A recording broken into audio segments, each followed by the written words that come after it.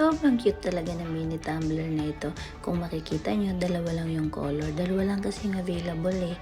Kaya, ayan lang yung in-order namin. Ang cute niya, no? Kung makikita nyo, nasa kwarto ako niyan. And isa pa, nakalock yung kwarto namin yan. Kasi surprise nga namin yan kay Feby. So, hindi niya alam lahat ng laman ng loot bags niya. So, hindi ko yan na-open lahat. Kasi nga, nagmamadali ako. Baka mamaya biglang umakyat si Feby.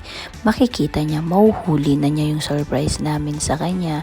Kaya, konti lang yung na-open ko dyan. Hindi ko na chinek lahat. Kung may basag ba, kung okay ba. Ilan lang yung nabuksan ko dyan para lang meron akong maiglagay sa clip na ito. Ayan, so inimis ko na ulit yan, itinabi ko na siya. Tapos itong isang box na to, tinignan ko ulit siya kung tama naman yung laman niya bago ko siya inilagay ulit siya sa box. Kasi hindi talaga alam ng anak ko kung ano ang laman ng loot bags niya. Kasama namin siyang mamili yung iba pero hindi siya feeling niya nag-grocery lang kami kasi ganun talaga kami pag nag-grocery, pero yung ibang binibili namin is hindi niya alam na kasama na yun sa loot bags niya. So wala siyang ka-idea kung para saan yung ibang mga candies or kung ano man na nilalagay namin yan. So ayun. Eto na nga at nag-grocery din kami. May pag-vlog pa siya dyan. Kasi nga, akala niya pagkain lang namin yan sa bahay. Pag nag-grocery kasi kami, may mga candies din kami binibili para sa kanya. O kaya yung mga ibang sweets na gusto niya, na gusto ko rin naman. Hi mga kayami, so nabili na namin yung nagbabaral na candy. So check natin kung totoo siya or scam. Ito siya. Ano ka ba ibang flavor dyan na ito? Manga. Kasi ito lang yung available.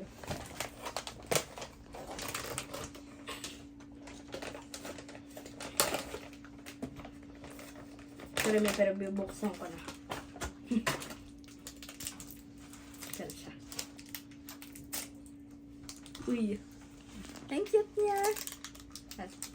Check natin. Paano ko ito babalatan? Do. Babalatan. Babalatan ba talaga ito? Wait. Sirain natin. So, ito na siya guys. Bubuksan na natin. Kung totoo ba talaga. Sure hindi.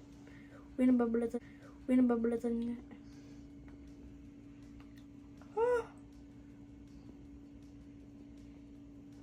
Wait. Buto na agad yan. Parang hindi ko makita. Mangga ba yan o parang langka? Mangga siya po. Mangga yung flavor na bilhin natin. Totoo nga, ni Sheska! Totoo nga, ni Sheska! Ni Sheska! Hindi siya scam. Bakit? May scam ba? Bagay, may scammer talaga. Ganito siyang cute.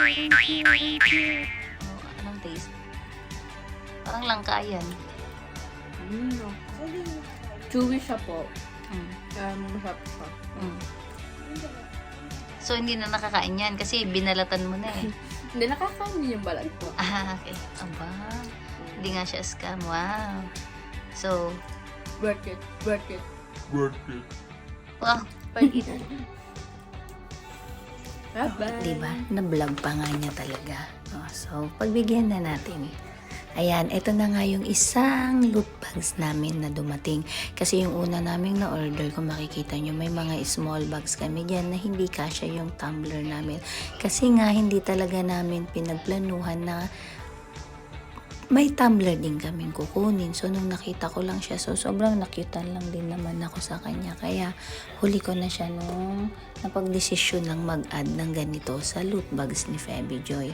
So, ayan, binibilang ko nga naman kung ilang loot bags yung na-deliver sa amin kung tama ba.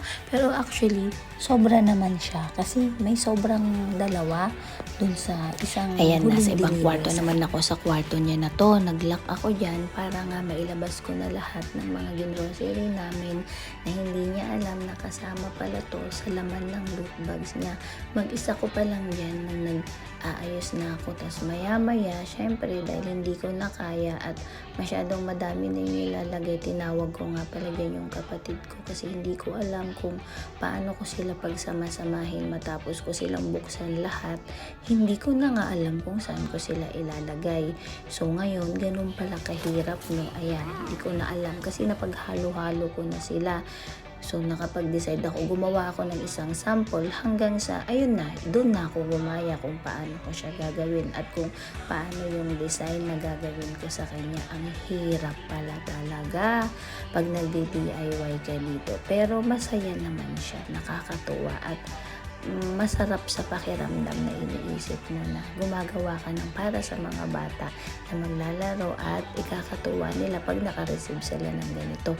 Kasi kahit naman ako mga kayamis ay natutuwa din naman sa mga nakikita ko kasi kahit sa akin din mangyari ito ay sobrang ikakatuwa ko din talaga at magiging masaya talaga ako. So kung nakikita nyo, nandiyan na yung kapatid ko kasi nga inabala ko siya, hindi ko siya pinapasok kasi kailangan ko talaga ang tulong niya. Gawa nung hindi ko na alam kung paano ko siya pagkakasyahin at ang ayos na tamang ilalagay dyan kasi sobrang after ko ng duty sa work, ito na yung inaasikaso ko kasi nga surprise nga talaga ito at walang kalam-alam ang aking anak dito. For the first time talaga, ito na yung surprise namin sa kanya na talaga namang maaalala niya kasi nga nagdadalaga na siya.